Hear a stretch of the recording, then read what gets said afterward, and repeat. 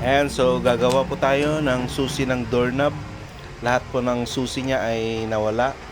So una, ginagawa ko, dinidecode ko muna yung doorknob, susi ng doorknob. At yung na-decode ko na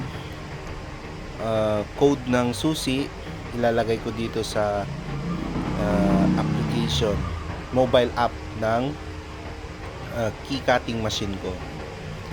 Ayan, ilalagay ko yung mga number ng mga cut, measurement ng mga cut ng susi.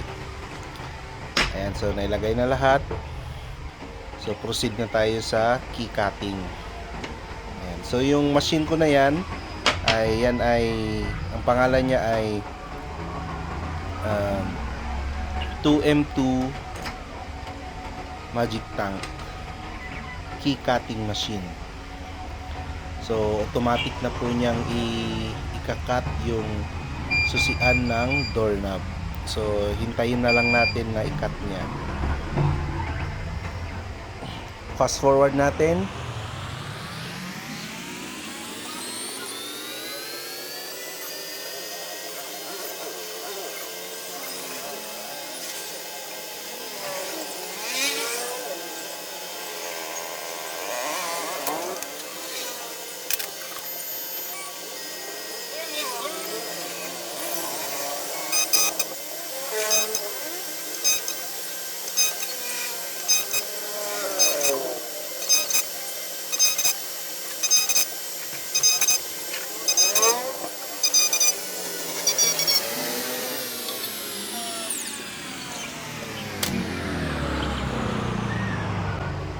Yan, malapit nang matapos.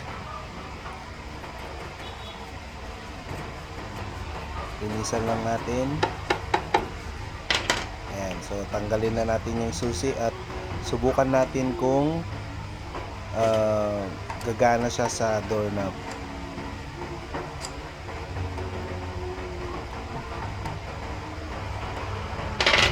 Tanggalin muna natin yung susi.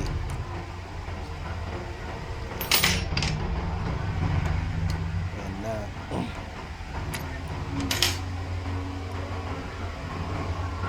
Ayan, the moment of truth. Ayun.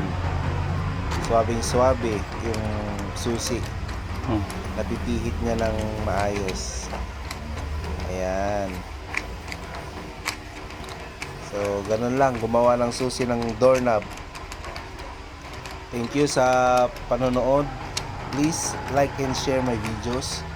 At mag-upload pa po ako ng mga locksmith contents.